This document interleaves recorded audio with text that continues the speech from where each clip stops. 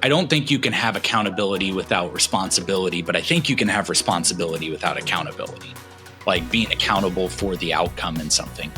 And so that's where like accountability is outcomes, it's ownership, it's ensuring that the result happens. So I was thinking about this on my drive in today, that I think like responsibility is, we're all building a puzzle together, and I have 5 pieces, you have 5 pieces, and 2 other people also have 5 pieces.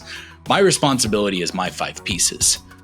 But me being accountable for result is making sure that it doesn't matter that I got my 5 pieces in the right place. Being accountable for result, or accountable for the true action, is that if we don't get the puzzle made, then this isn't a success. Even though I got my 5 done, responsibility says I did mine. Accountability says we got the W.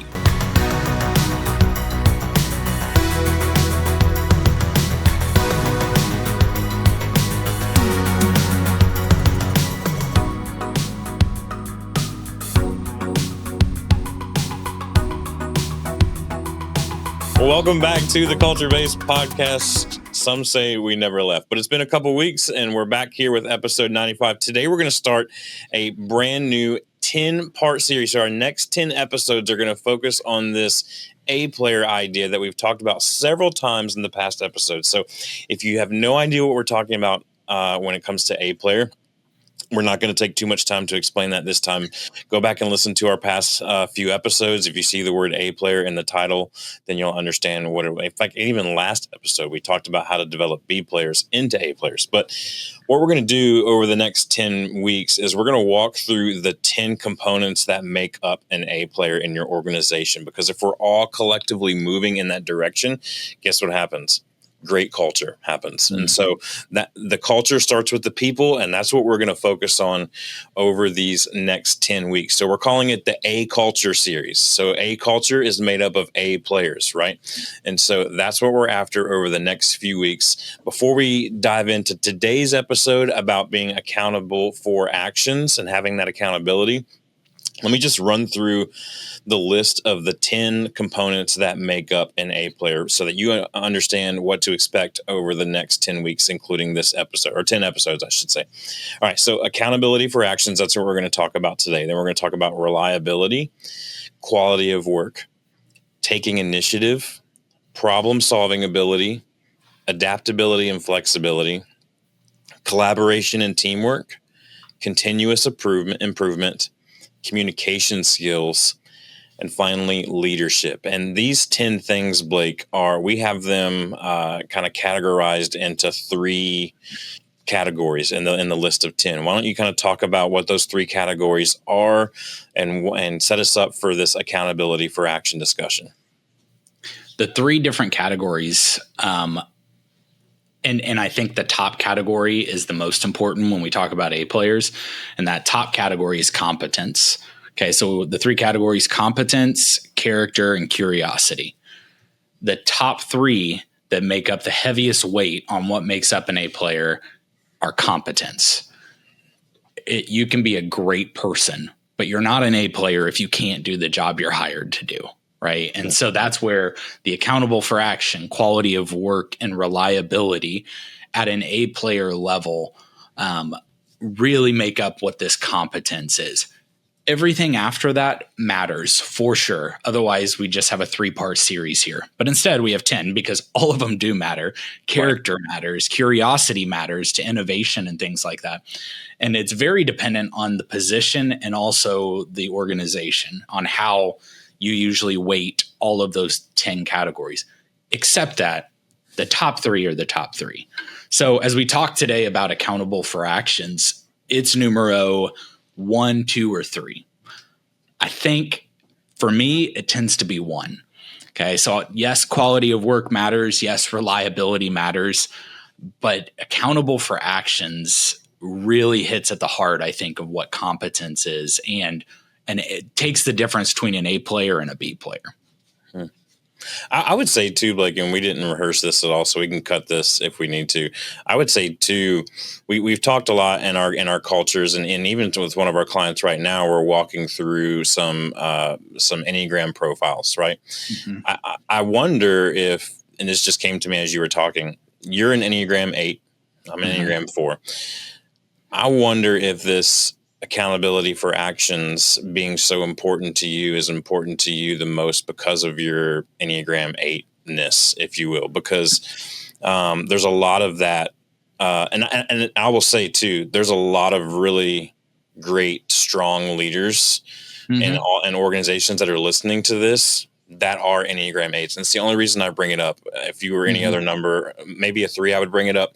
Every other number, I'd be like, it may not be as relevant. But I wonder, just off the cuff, do you feel like that it's most important to you because of who you are and what's most important to you and what you value the most? Or is it also maybe, is it that maybe in addition to it being important kind of across the board, no matter who's at the top? Because, right, culture is set at the top, right? It's the last one we're going to talk about is leadership, right? And it trickles down from the top, right? So you being the leader and saying, hey, accountability for actions is most important to me. I wonder how your view of things and how you view the world and things around you, how much that impact the accountability for actions. Again, unrehearsed. So we'll cut it. Yeah, I don't know that I have a good answer for that, honestly. And you're probably right. There is probably personality that drives towards that. The area that makes me maybe say it, at least, like for me, it at least has to be in the top 3. It's probably most important because I'm an 8. That's what I was going to say. 100% agree. It's in the top 3 for sure. But where it falls in that top 3, I think you can take any of these top 3 and go personality wise for the leader at the top, which becomes some of the personality of the organization, right? That becomes the most important thing to them. So for you, accountability for actions is number 1 out of those top 3. But to another leader, it may be number 2 or number 3. Sure. I think but it doesn't change culturally its importance. Oh, no. Yeah. I think at the end, though, what matters and really defines A players is the result.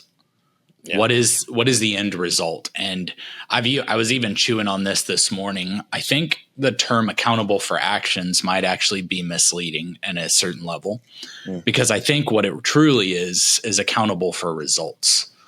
And they hold that near and dear. And that's why I think, like, for sure in the top 3, but maybe at the top, because at the end of the day, like, yes, A players are what we're after, but why? Right. Why are we after A players? As an organization, as a business that's trying to do something, why do A players matter? Because we want the result that we're striving for. Yeah. And we're all playing a game here at certain levels. Yeah. We want the W. We don't want the L's, we want the W's. And so I think that truly, like, if we were to define what accountability is towards these results, it is taking responsibility for your actions, your decisions, but absolutely the outcomes. Yeah. So whether they're positive or negative, like, that is what accountability is. Go ahead. For sure. No, I was just going to say, to wrap up that kind of different perspective of the top 3, for me, I look at the top 3 and go, without question, reliability is the most important to me as a leader. But I think that, again, it goes to what's most important to me as a person. Like, to me, relationships are huge, and reliability breeds trust. And trust is everything to me. And reliability shows the authenticity of who you really are a little bit. So I go, kind of want to know that. I can kind of teach everything else, but I kind of need you to be. Anyway, we can argue that till the day is long. But I think I think it's interesting how there's 9 Enneagrams. There's 3 at the top of this. I could easily see each triad having their own, like, most important. Anyway, I'm nerding out on that for a second. It just hit me while we were talking about it. But you mentioned the R word, responsibility. And you used the word responsibility in your definition of accountability, but what is the difference between responsibility and accountability here? Yeah. So, like, responsibility, I think, is what you're supposed to do. It's what you're assigned externally to do. It's your responsibility to take out the trash. That's my task. That's my duty. It doesn't really focus on a larger outcome that requires ownership. And so I don't think you can have accountability without responsibility, but I think you can have responsibility without accountability, like being accountable for the outcome in something. And so that's where like accountability's outcomes, it's ownership, it's ensuring that the result happens. So I was thinking about this on my drive in today, that I think like responsibility is, we're all building a puzzle together, and I have 5 pieces, you have 5 pieces, and 2 other people also have 5 pieces. My responsibility is my 5 pieces, but me being accountable for result is making sure that it doesn't matter that I got my 5 pieces in the right place. Being accountable for result, or accountable for the true action, is that if we don't get the puzzle made, then this isn't a success. Even though I got my 5 done, responsibility says I did mine. Accountability says we got the W. We did ours. Like, we did ours. Exactly. Yeah. And I think that it's a we is greater than me mentality. 100%. Yeah. Yep. But it's also that the result happened. So what if I had the whole puzzle and it was 5 pieces and that's all the puzzle was, but the bigger picture was that we, it was a puzzle building contest and speed mattered and other things mattered. I did my 5, but I was slower than everybody else. Did I get the W? Probably not. And so I think it's a lot of where do I need to go next level to take ownership to get the result, not just to do the task. And so I think truly that there is a fundamental belief behind this. Yeah. Like there is a mindset to accountable for results and accountable for actions. And so it's not just action. I think responsibility is the action portion, but accountability is this belief, like I'm the primary variable in my results. If something needs to happen, it's on me to make it happen. When things go wrong, I ask what could have been different and then try to fix something. Like I control my response to every situation. That's belief. That is not the action. It is the belief behind the action. And belief plus action over time creates habit. Yeah. Because and belief drives that action too, right? 100%. Yeah. The action over and over with the wrong belief creates the wrong habit. Right. And so accountability, and I really want to say this because I think we look at A players and we believe that they've always been A players and they've always had all these attributes, and that's not true. Accountability is a learned habit. Hands down. Otherwise, Michael Jordan would have been Michael Jordan in high school and wouldn't have gotten cut. Just hands down. That's the way it is. So there is no innate talent necessarily. It's developed through conscious practice. So belief, action, and this is the one people don't want to spend effort towards, but is over time is what creates a true habit. So we're not striving for 2 out of 5, who I am in my accountability today, or a 3 out of 5. I'm constantly striving for a 5 out of 5. And everyone wants to jump in real quick. Well, nobody's perfect. That doesn't matter. That's the belief says it doesn't matter. I'm still striving. Right. And so that's where I think everyone thinks that it is the finality of, they've always got to be 5 out of 5. Like Jordan had crazy last second shots. Do you know he also missed a ton of last second shots?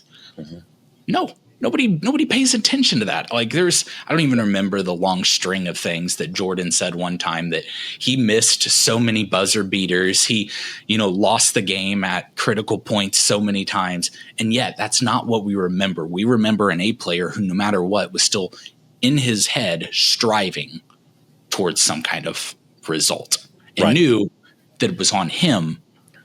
Did he take that away from the team? No, he had A players around them that also believed that it was on them. Right. And then you also have the great quote, you miss 100% of the shots you don't take. Michael Scott. Michael Scott, yeah. Wayne Gretzky. So you mentioned about this being like a learned trait, right? And it being habit forming. And when we talk about some of these traits and characteristics of good culture over our almost 100 episodes now, which is super cool, we talk about like, hey, how can we cultivate this in our organization? And so sometimes we talk about systems and processes and stuff like that, but really at the bottom level infrastructure of every system and process, it's the people and a belief that people have to be able to all come alongside. So what's the belief that the leader needs to start cultivating in their organization to create an accountability system? Yeah, I think it's there, right? Like, I think you got to have some level of an accountability system. And I don't know that there's a perfect one. And I think it's probably circumstantial depending on what industry you're in and how you attack certain things. I think first, if there's no responsibility, there won't be accountability and ownership, because that's really accountable for results is the idea of what ownership is. Okay. So I know we're using a lot of different words that all seem really close together, but if they can't be responsible, you really can't take them to the next level of that belief of what it means to have ownership if they're not going to be responsible at a certain level. And I will say sometimes that maturity, and this is why I say it's not clean. Sometimes that maturity, it isn't you need to be mature and then you can have responsibility. Sometimes you need to thrust responsibility on people to breed that maturity. And so I don't think it's super clean there. I think as a leader, making sure you're giving clear expectations is really important. Yeah. But again, if the belief isn't there, you can give the most clear expectations, and people who don't have the belief of ownership and just of doing the task are going to look for ways to not necessarily buy into what that means or what the clear expectations you were. Oh, I guess I just didn't understand that. That's what you meant by that. Like, if they don't have the belief and don't want it, they're going to find ways to manipulate the responsibility and what that ownership looks like. So I would say, yes, have clear expectations, but also pair it against, are they actually wanting this? Is there a belief that's deep rooted there? Yeah. Go ahead. I was going to say, we talk all the time at the Culture Base. We do coaching with our clients, specifically a lot of our clients that have a management that's somewhere in the middle, right? They're not at the top, they're not at the bottom, and they have to kind of lead what I call in my coaching. They kind of have to 360 leadership, right? They have to be able to lead horizontally with their peers and set tone there. They have to be able to lead down, obviously, to who reports to them, but they also have to be able to lead up as well. And through this coaching, we talk a lot about accountability, but how do we coach, Blake? How have you coached? And I can speak into somehow I've coached it as well, but how do we coach at the Culture Base without promoting micromanagement? Yeah, I think this is accountability without promoting micromanagement. Yeah, totally. I think this is where a lot of managers at one point were technicians. They were doers. And when I think the hardest transition is honestly going from technician to manager mindset. Make it a manager. And when you become a manager, you know the best hows. Micromanaging is when you're so focused on explaining how to them. Good managing is focusing on what and when, and then allowing how. Okay. Now you can give parameters, you can give guardrails, but if you're trying to create this ownership mentality, you can't be the one owning how. You just can't. You can for your own stuff, but when you're coaching somebody else on trying to help them grow in this, you can't be so connected to the how. You have to let go and be very clear on the what's and the whens. Give parameters, and parameters matter, especially in highly mandated industries. You can't be like, you know what, just start cutting them open. See what happens in this surgery. Like, let your inner creative just go free and let's see what happens here. Can't do that. Okay. There are parameters that you need to be able to set, but you need to allow how to become their part of ownership as well.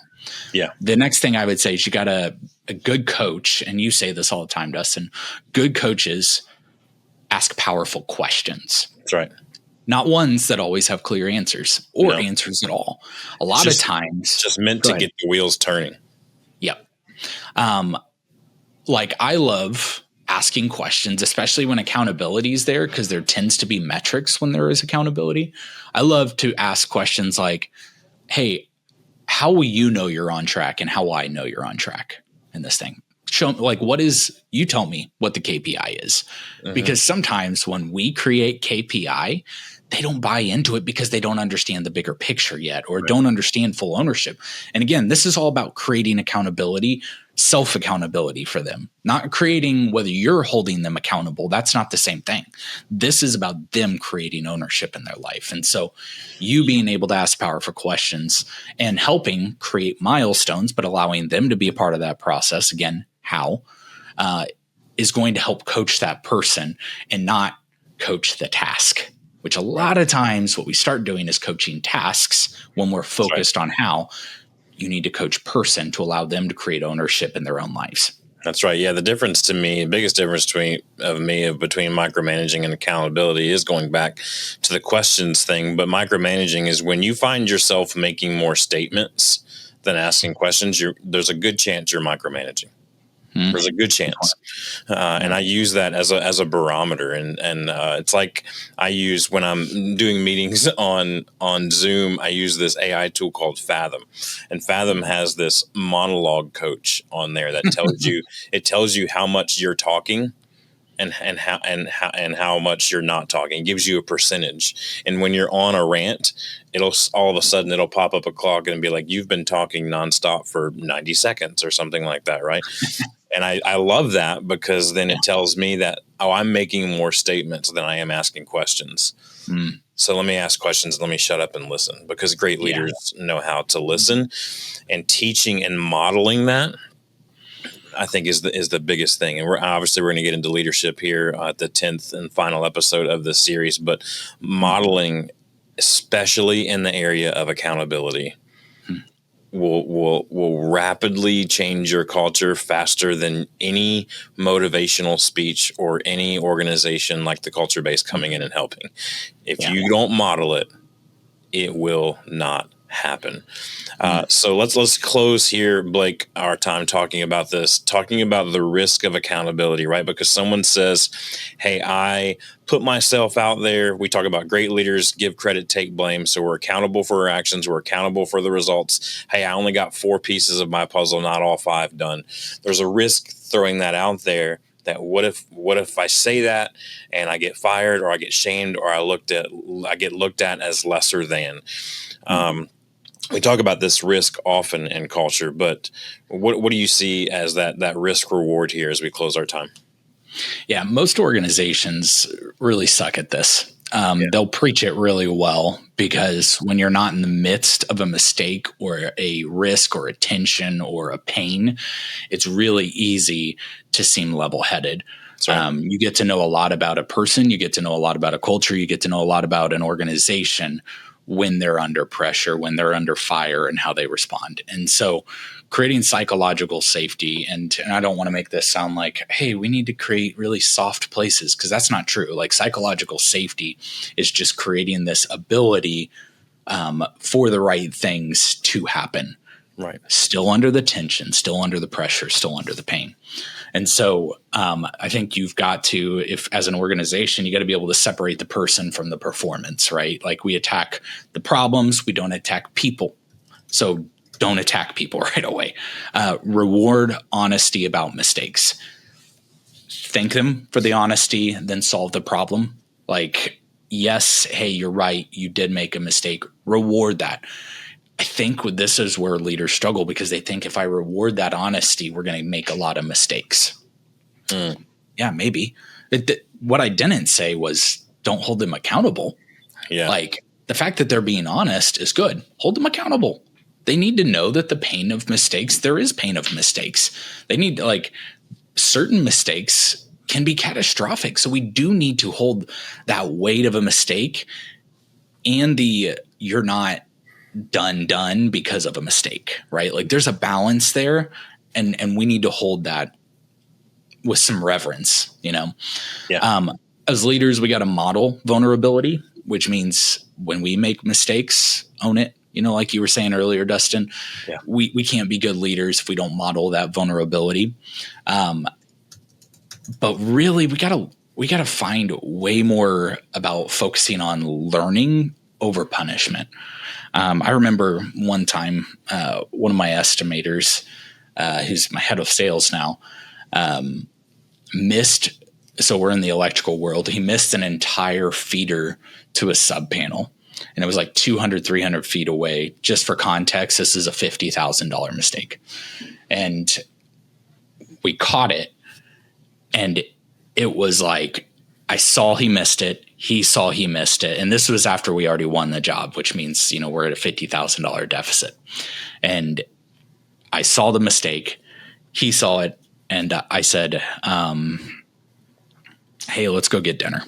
And I called him after we kind of talked through the mistake, and we show up and he is just sweating.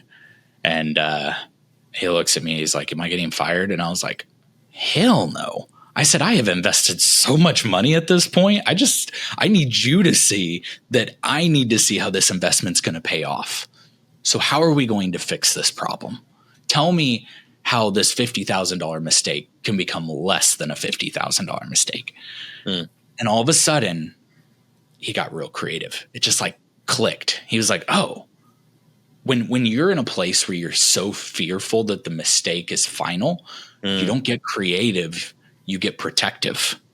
As soon as you know, okay, he's not firing me. Now, what he's asking me to do is be the best at my job. And being the best at your job is not being perfect. It's taking problems as they come and turning them into gold. Yeah. And all of a sudden, he figured out a solution. He went and put extra time in to figure out what needed to happen. And he cut that $50,000 mistake absolutely, probably more than half, because of the solution he came up with. So we got to make it safe for creativity's sake. Not that you don't hold them accountable. He knew I was pissed. He thought it was his last dinner. It was the last supper for that guy. He thought that was donezo. He knew I was upset, but he understood afterwards. It's not final. We just need to figure it out. Yeah. That's so good. That's so good. And I think the figuring it out is the last point that I want to make, that yes, it's a risk, and but the risk pays off in the long run. And A players, this is going to sound harsh, and Blake as an eight's probably going to love this statement, but A players aren't soft. They have grit. And the grit is the willing to push through the pain of the problem in order to find the solution. That's grit. And so we want people like that on our team, and that's what we're looking for when we're talking about A players, and that's what we're talking about when we talk about accountability for actions. So next week we're going to talk about reliability. It's going to be a great Enneagram 4 episode. I can't wait. But you can find us on social media at The Culture Base or online at theculturebase.com. While you're there, click over to theculturebase.com/resources. Get any free resources we have for you. We got interview questions on there. Our ebook is available, all sorts of things. But we're so glad that you're with us. Cannot wait to spend the next 9 weeks talking about the A Culture series with you.